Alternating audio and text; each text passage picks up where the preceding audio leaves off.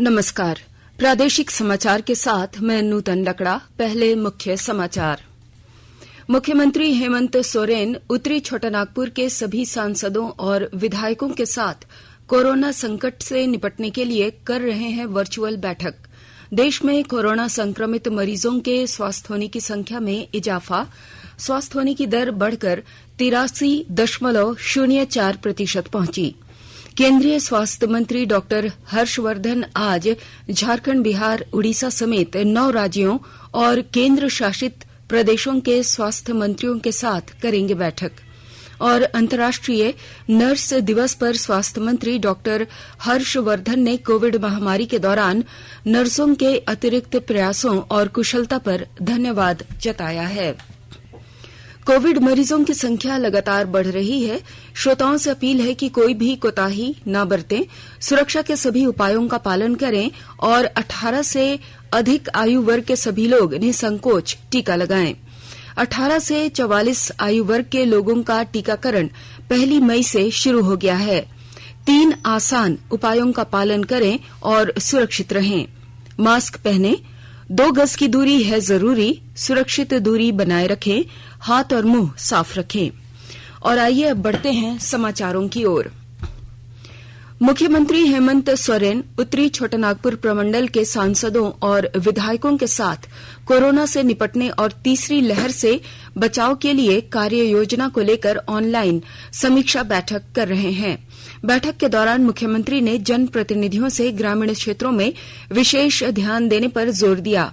इस दौरान नेता प्रतिपक्ष बाबूलाल मरांडी ने कोविड महामारी से निपटने के लिए अपने सुझाव साझा किए। अपने पास जो मेन पावर है उसकी काफी कमी है।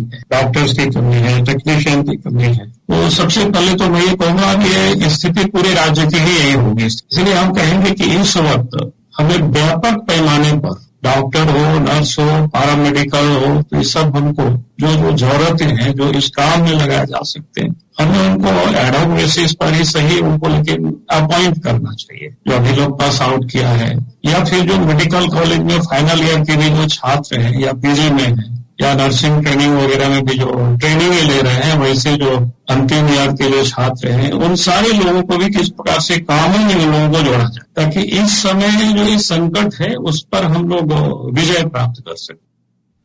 श्री सोरेन ने बैठक में सभी जनप्रतिनिधियों से आग्रह किया कि वे अपने क्षेत्रों में ग्रामीणों के साथ स्वास्थ्य और कोरोना जांच को लेकर जागरूकता फैलाएं।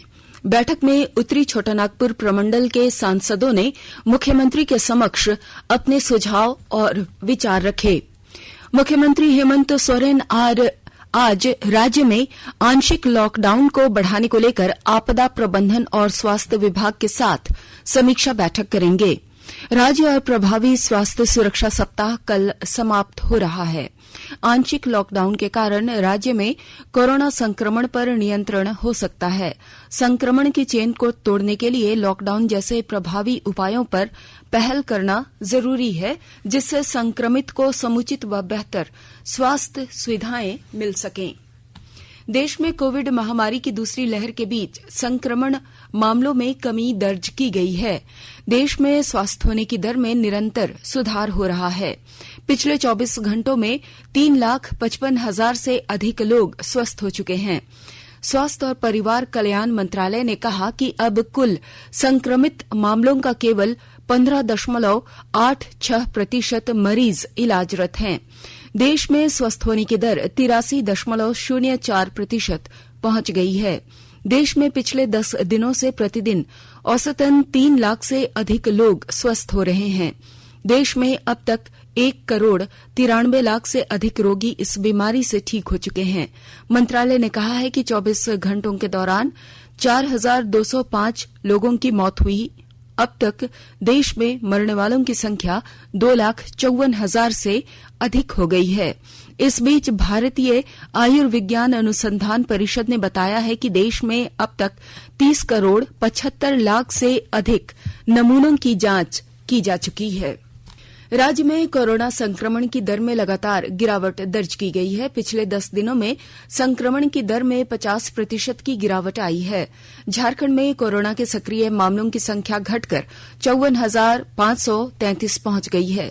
पिछले 24 घंटों में 7,531 लोग स्वस्थ हुए हैं, जिनकी संख्या नए सक्रिय मामलों की संख्या से लगभग दोगुनी है। पिछले 24 घंटों में 4,365 नए सक्रिय मामलों की पुष्टि हुई है। राज्य में 13 मई तक प्रभावी एक हफ्ते के आंशिक लॉकडाउन और राज्य सरकार द्वारा किए गए अन्य चिकित्सीय उपायों के कारण संक्रमण की दर में 10% की गिरावट दर्ज की गई है। फिलहाल राज्य में संक्रमण की दर 10% की गिरावट दर्ज की गई है। करीब 8.18% पाया गया है। पिछले 24 घंटों में राज्य में 103 संक्रमितों की कोरोना से मौत हुई है। राज्य में कोविड टीकाकरण अभियान के अंतर्गत अब तक 27,62,184 लोगों को कोविड की वैक्सीन लगाई जा चुकी है। राज्य में स्वस्थ होने की दर बढ़कर 80.25% हो गई है। आकाशवाणी के ताजातरीन समाचारों के लिए आप हमारे वेबसाइट newsonair.com पर लॉग ऑन कर सकते हैं। ताजा समाचार Twitter handle @AIR news alerts और Facebook page all India radio news पर भी उपलब्ध है। आप प्रादेशिक समाचार एकांश के Twitter handle @AIR news _Ranchi और फेसबुक पेज तथा YouTube channel AIR news Ranchi पर भी हमारे बुलेटिन सुन सकते हैं। प्रादेशिक समाचार आप आकाशवाणी रांची से सुन रहे हैं और अब पेश है कोरोना से बचाव के कुछ संदेश। चलो मिलकर एक शुरुआत करें, चलो एक फैसला आज करें, मास्क नहीं तो टोकेंगे, कोरोना को रोकेंगे, चलो एक वादा करते हैं, चलो कुछ वादा करते हैं, मास्क नहीं तो टोकेंगे, कोरोना को रोकेंगे। भारत सरकार द्वारा जनहित में जारी। कोविड-19 से बचाव और सुरक्षित रहने के 3 उपाय। मास्क लगाएं, 2 गज दूरी है जरूरी, सुरक्षित दूरी रखें, हाथ और मुंह साफ रखें।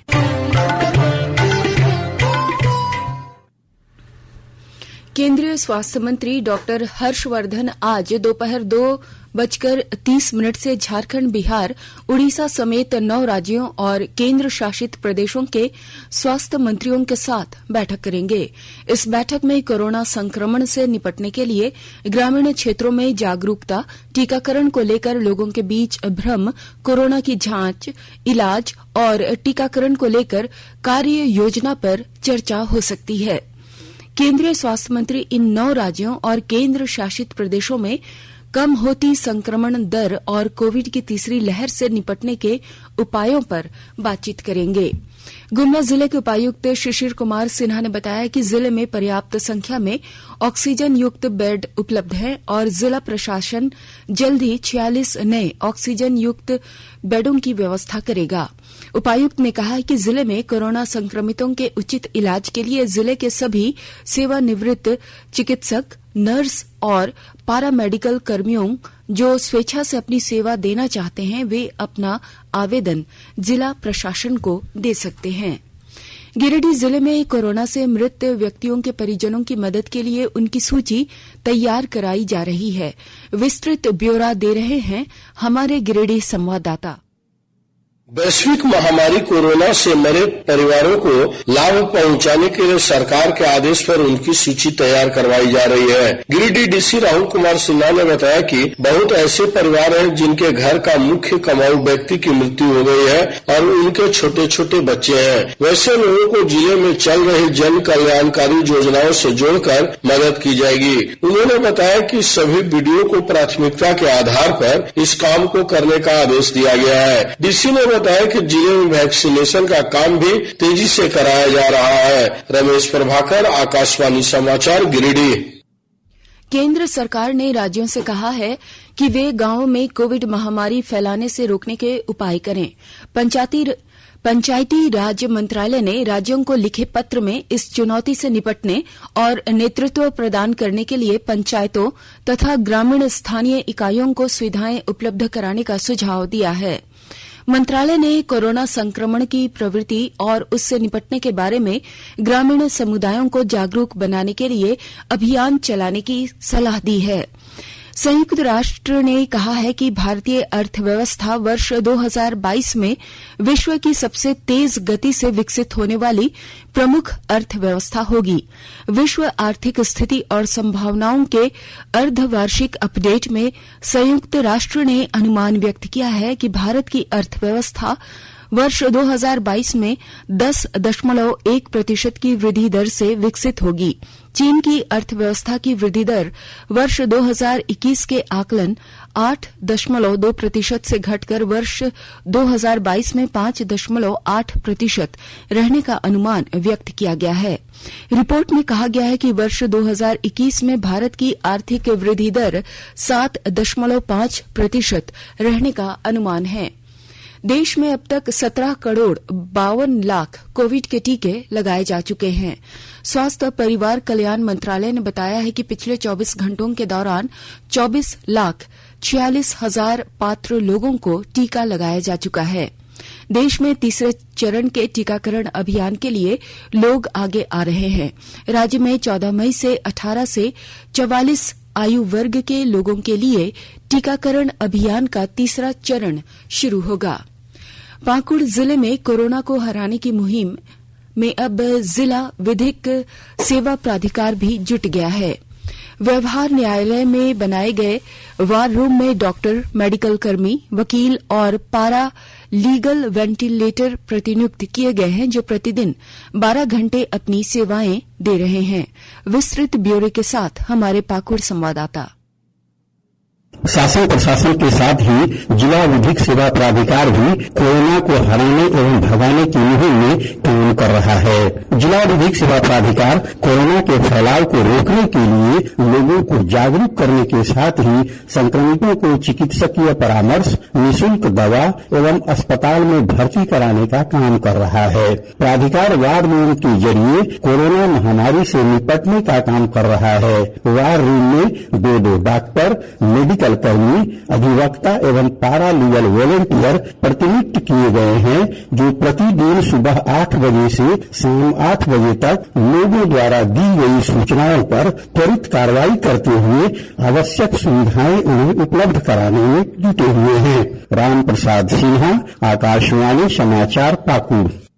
अंतर्राष्ट्रीय नर्स दिवस पर उपराष्ट्रपति वेंकैया नायडू, प्रधानमंत्री नरेंद्र मोदी और केंद्रीय स्वास्थ्य मंत्री डॉक्टर हर्षवर्धन ने कोविड महामारी के दौरान नर्सों द्वारा लोगों के लिए किए गए अथक प्रयासों और निस्वार्थ सेवा प्रदान करने के लिए बधाई दी है। सभी ने ट्वीट संदेश के माध्यम से कहा कि हमारी नर्सें महामारी के दौरान सबसे आगे रही हैं। यह हमारी स्वास्थ्य ढांचे में महत्वपूर्ण कड़ी हैं।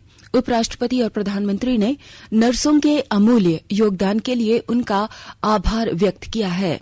स्वास्थ्य मंत्री ने समर्पण एवं सेवाभाव की प्रतिमूर्ति सभी नर्सों को कोरोना संकट के दौर में उनकी भूमिका के लिए धन्यवाद दिया है।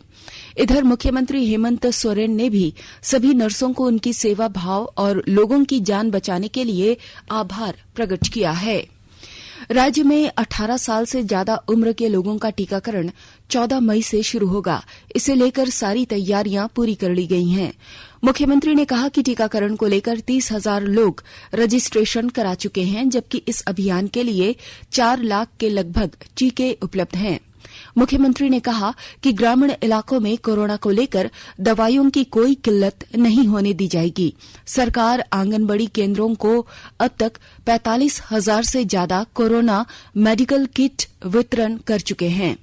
पाकुड़ जिले के महेशपुर थाना क्षेत्र के सोनारपाड़ा गांव के एक तालाब के निकट 40 वर्षीय व्यक्ति की हत्या कर दी गई।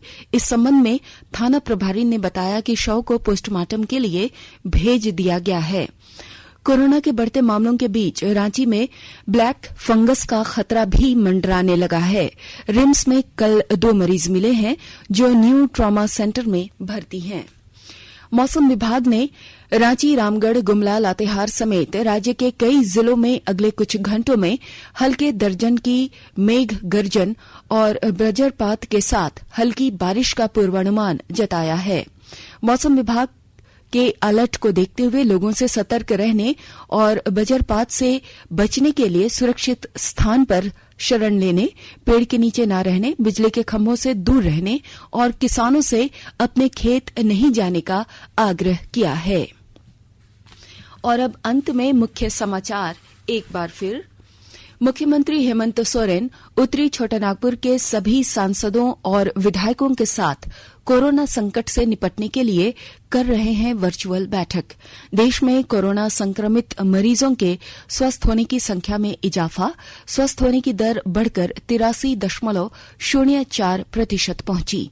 केंद्रीय स्वास्थ्य मंत्री डॉक्टर हर्षवर्धन आज झारखंड, बिहार, ओडिशा समेत 9 राज्यों और केंद्र शासित प्रदेशों के स्वास्थ्य मंत्रियों के साथ करेंगे बैठक।